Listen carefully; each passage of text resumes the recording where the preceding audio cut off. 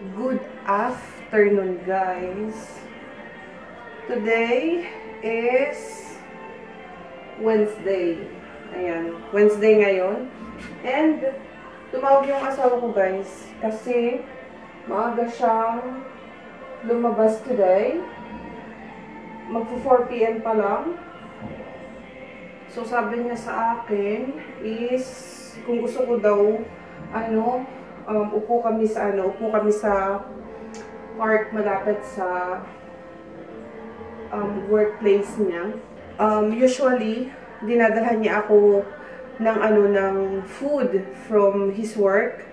May pa-take out yung work niya everyday. So doon ko na lang siya kakainin sa park. And magdadala pala ako ng water. Magdala ako ng water para hindi na ako bumili. And first time kong lalabas, guys, ng ako lang mag-isa. Good luck to me. Tapos wala tayong internet. So, tinandaan ko lang yung way kung paano pumunta doon, kung ano yung kanto na lilikuan ko. And inshallah, hindi tayo maligaw. Kasi wala akong internet, guys. Wala rin akong SIM card na pwedeng tawagan ng asawa ko. So, medyo kinakabahan ako, guys. Ano pa lang, 1 week pa lang ako dito. And ilang beses niya lang akong nakasamang lumabas dun sa way ng papunta ng work niya. So, inshallah, hindi tayo maligaw. But anyway, nakakaburyo na kasi dito sa bahay. And sakto, maaga pa naman. Kaya, yun, mag-upo muna kami sa park. Nandito na ako sa guys, sa aming waiting place ng aking asawa. Pero nauna pa ako sa kanya. Wala pa siya, siguro hindi pa tapos sa trabaho. Sinilip ko kasi kanina, bukas pa yung bukas pa dun sa pinagtatrabahuhan niya. So nag-iintay-intay lang ako. Siguro nasa 10 minutes na ako ditong nakaupo.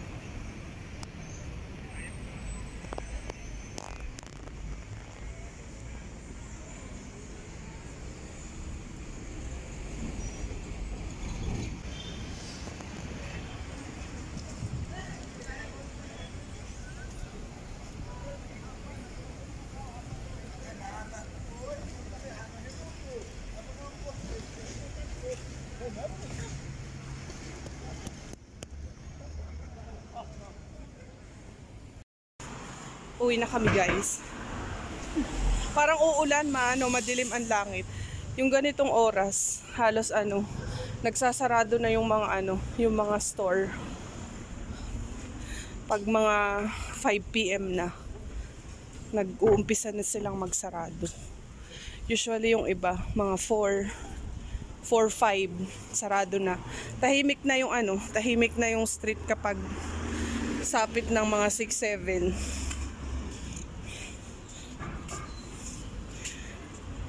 Hey guys! Good morning! Today is the next day. Ayan, hindi na ako nakapag-vlog kahapon. So, i-share ko lang sa inyo, ito yung breakfast ko today. Ish or kubus kung tawagin. Ayan, tapos naglagay ako ng mozzarella. Masarap yung cheese na to, guys. Hindi ko alam kung anong brand, pero yung kasi yung isang kagandahan sa work ng asawa ko, guys. Marami siyang nalilibre. Marami kaming nalilibre. For example, itong ish na to, yan. Araw-araw meron siyang dala from work. Tapos ito, dala to ni Mr. nung siguro mga ano na to sa amin, mga 3 days na sa amin. Pero ubos na, 1/4 cheese yan. Free lang din, galing sa work ni Mr. Libre lang din. Tapos everyday may dala siyang cucumber, tomato, or minsan naman yung ready na salad na. Take away din niya yun from work. Ayan. So, malaki yung naiitipid namin. Dahil maraming pa-free. Maraming padala yung boss niya dun sa trabaho. Yesterday nga, binigyan siya ng new pants. Ito, pakita ko sa inyo. Ito siya. Ayan. Bagong pantalon. O, diba, may tag pa. Kasyang-kasya naman sa kanya. Ito. Mahaba lang dito sa laylayan. So, ipapatahi ko lang to. Free lang din to. Bigay sa kanya ng kanyang boss. Nag-aano pala ako, guys. Nag-iinit ako nitong aking cheese. Ayan siya. Dito ko siya iniinit. Sa kawaling maliit. Ayan siya. Tapos ito yung nabili ng asawa ko na maliit na electric na lutuan. So, yan yung aking breakfast. And then, magawa lang ako ng aking coffee. Tapos, yan ang ating banana. Maitim na. 3 piraso na lang. Well, today naman is Thursday. And sa Sunday, papunta ulit kami ng Fera. Magbili ulit kami ng kung anong fruits ang available, ang mabibili. Kain tayo, guys. Ayan. Mamaya pala, baka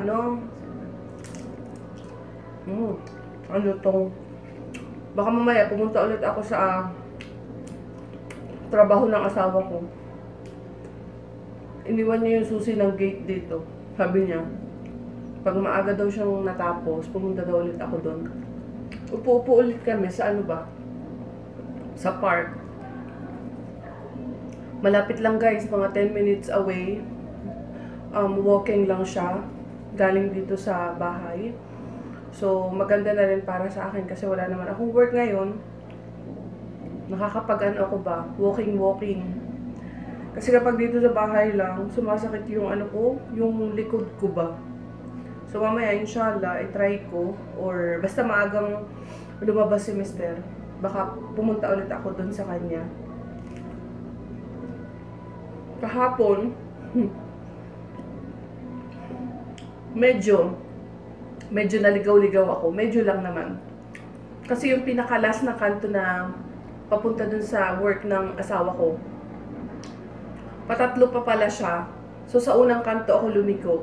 Nakita ko may mga puli-pulis siya. Sabi ko, hindi ko pa ito nadaanan dati ah. So, bumalik ako dun sa pinaka-dulo. Tapos, naglakad-lakad ulit ako. Pangalawang kanto, lumiko ulit ako. Pero yung pinaka-dulo niya is same way lang din naman dun sa meeting place namin ng asawa ko. Yun nga lang, yung workplace ng asawa ko is dun pa sa pangatlong kanto. Kasi ganun siya eh. Paganyan siya. Paganyan.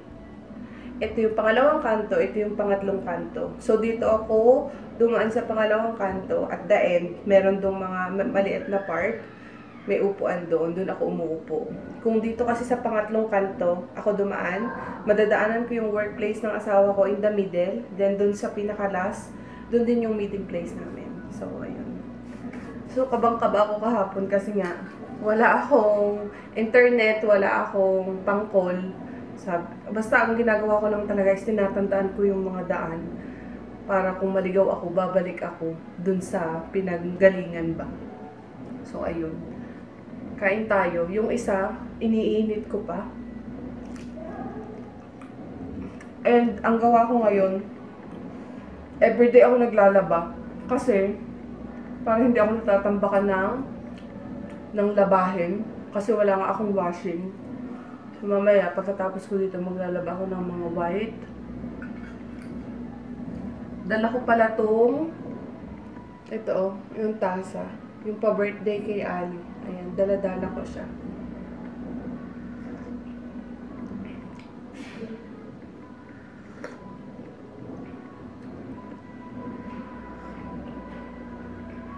Ayan guys. Wala kaming carpet. Ayan. Nakalimutan ko i-share sa inyo guys. Pati pala yung water. Ayan. Free. Palagi may dalang water si Mr. galing sa work. Ito 10 liters to. Diba? 10 liters. Binubuhat niya yan. Kasi nagwo-walk lang siya eh. Pauwi. Papasok at saka pauwi. Ayan. Ano lang siya. Lalakad lang siya. So, buhat-buhat niya to. Masakit sa kamay, pero sabi niya, at least libre. O, diba? Pati tubig namin ay libre. Good morning, guys. Kagigising ko lang. Today is Friday. Happy Friday. Ayan. Actually, pag umaalis yung asawa ko, pagpapasok sa work ay natutulog ulit ako. So, mga ganitong oras ako nagigising ulit. Mga 10, 11, minsan 12. Depende. So, ayun. Kakapi lang ulit ako. This is my second coffee for today. And, ka-jacket ako guys. Wala namang ano dito. Walang AC dito sa inuupahan naming kwarto.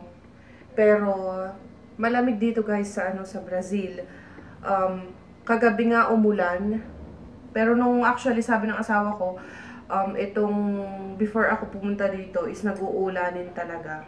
So medyo malayo-layo pa ang summer dito, parang August pa yata, if I'm not mistaken, parang August yata dito ang summer. So itong May, malamig pa rin, mag-uulan-ulanin din, para ng Pinas. Ngayon is 19 degree. Kaninang umaga nga nag 16 or 17. So medyo malamig-lamig. Di naman ganun kalamig, pero masarap yung panahon dito, guys. Hindi mainit, hindi rin malamig na sobra. Tama lang.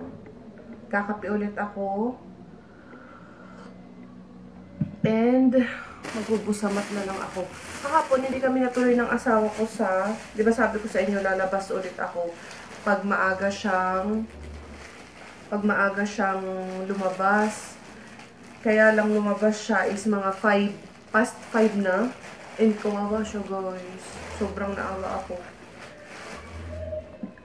Ano siya, yung left side niya, nahiwa yung kamay niya hanggang dito sa kuko. Dito sa may taas ng kuko, kalahating ganito, nahiwa. Pero hindi na niya pinatahi. Nung dumating siya dito, nakadikit na kasi, dikit na siya. Pero sabi niya sa akin kanina, kahapon, nung dumating siya, kahapon daw nung nahiwa ng kutsilyo nga yung kanyang kamay, is natutuklap daw. Ay, kinikilabutan ako. Basta dumating siya dito na may tapal yung kanyang finger. Tapos madami pa rin dugo-dugo, nilinis ko lang.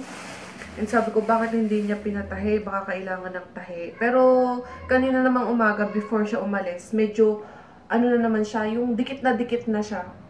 Tapos hindi siya dumudugo. So ayun. Ito pala yung busamat. See? Ganyan. Medyo mataba siya.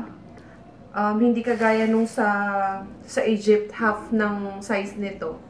Yung busamat sa Egypt, tapos medyo mahaba yung doon, di ba? So, ganito, 500, pakita ko lang sa inyo.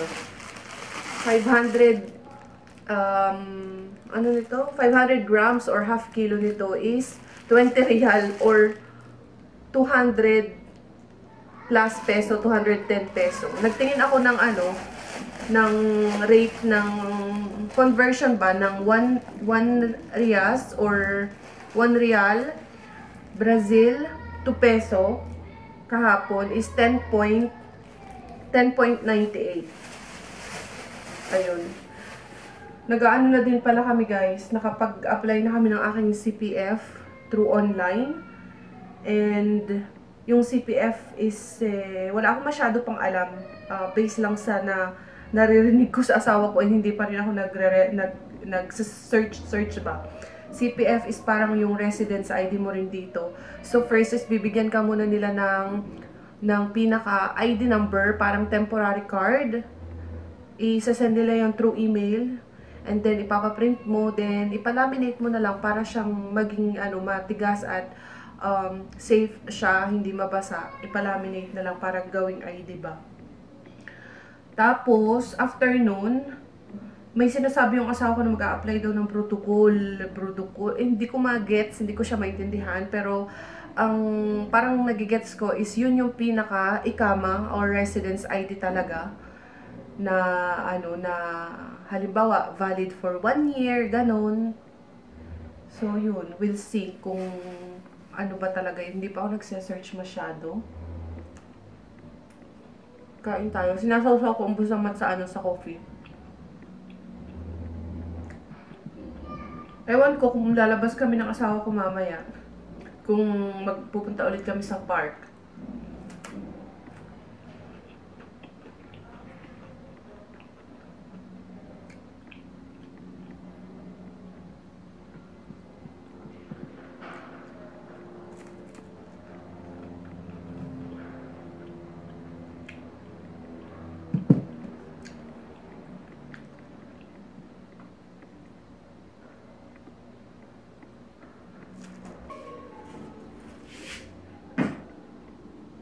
Kita nyo ba ako, guys?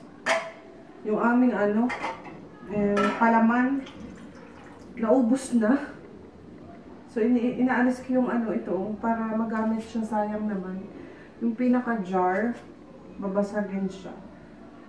Gusto kong magtingin ng peanut butter kung meron dito. Naubos na din yung spread ko na Lotus. Ayun. Yun nasabi ko nga sa inyo nung sa last vlog natin. Hindi ako or ayaw kong bumili ng mga gamit-gamit dito sa bahay hanggat hindi kami nakakahanap ng lilipatan ulit. Tsaka hindi pa ako nakakahanap ng work. Kailangan kami magtipid. Kasi mahirap ang walang pera na na hawak. Hirap nitong alisin. Ayan. Lagyan ko siya ng ng halimbawa salt, ganun. Para hindi na kailangan bumili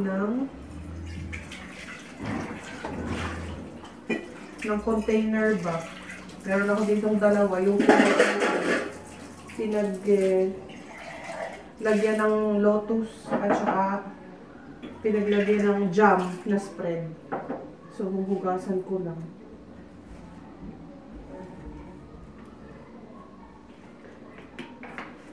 Gusto ko sanang pumunta sa sa supermarket na maliit malapit dito sa amin or merkado kung tawagin. Recording ba? Or yung merkado ba? Kaya lang naisip ko, magto-12 na kasi. Naisip ko, today is Friday, and yung merkado na gusto kong puntahan is Pakistani yung may-ari. So sabi ko baka sarado, baka magpipray sila ng Salatul Jumaa. So hindi na ako lalabas. Meron namang mas malapit dito sa amin, kaya lang. Parang nung last time na nagpunta ako dun sa sa merkado, dun nga sa may-ari Pakistan, parang medyo maraming option doon. So, kaya gusto ko doon pumunta. Wala na akong bibilhin, guys. Parang nagkikrave lang ako sa sa maalat. Gusto ko ng chips. Pero sabi ko, wag na lang.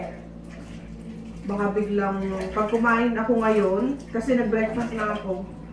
Pag kumain ako ngayon, tapos biglang sabihin ng asawa ko, sumunod ako doon. May dala yung pagkain for lunch.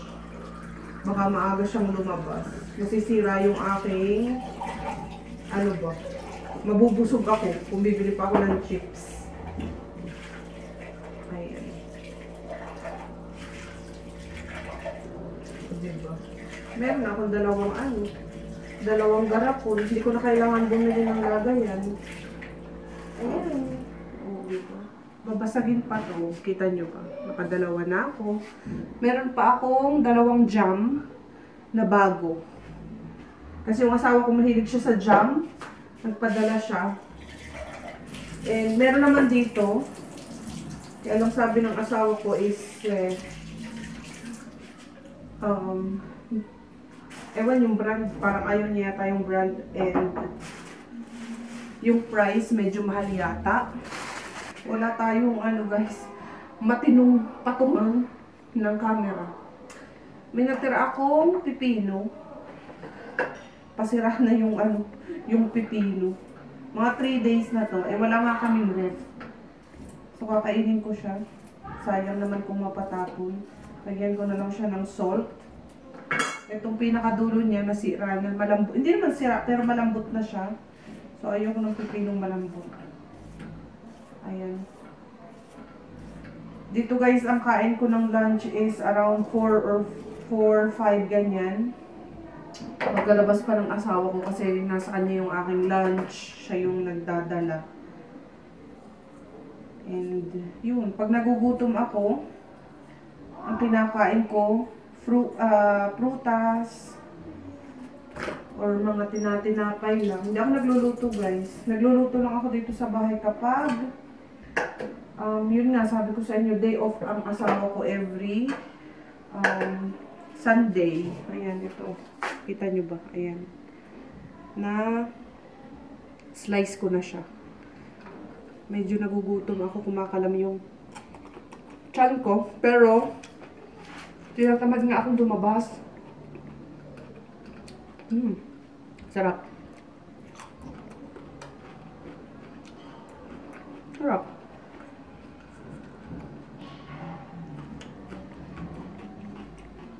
Gusto ko ng ano? Ng mangga. Pero yung hilaw. Yung parang sa atin sa Pinas.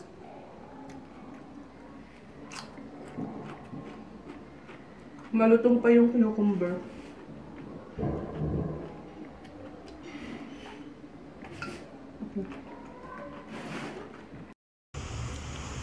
Sa labas ako guys ngayon 4:20 PM na. Pero ano, bukas pa yung ibang shop dito. Yung iba, actually 4 o'clock nagko-close na sila. Pero dito sa place namin guys, most of the shop, yung nagka-cut ng mga tela, hindi ko alam kung anong tawag doon. Hindi naman siya tailoring. Nagka-cut sila ng mga, ng mga tela-tela. Hinahapo ako. So, papunta ako sa workplace ng asawa ko ngayon. Naglalakad lang ako. Actually, mga 10 minutes away lang galing sa bahay. So, magandang exercise din. Pakita ko sa inyo guys.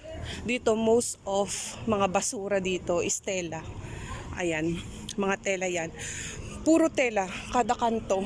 Kasi nga, ang dito, ang shop dito na marami is yung mga nagkakat ng tela.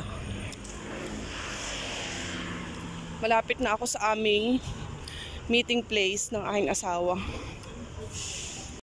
Andito na ako ulit. Nauna ulit ako sa kanya. Same ng way na natutunan ko yung ginamit ko papunta dito. Same lang ng way. So iniintay ko lang ang asawa ko. Wala pa siya.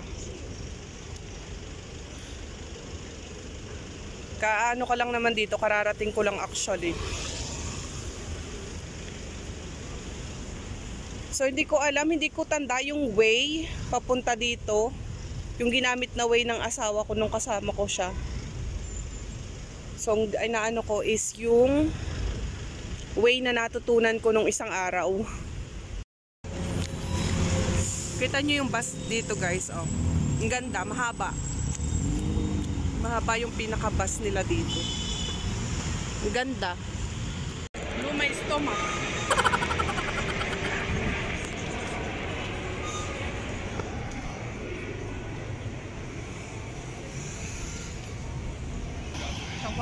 Shawarma.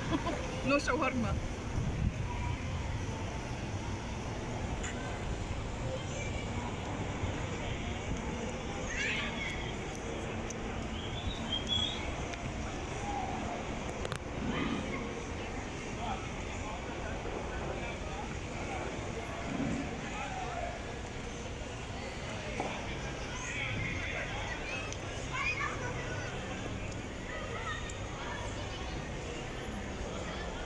I think rain. I think will rain again. Hmm?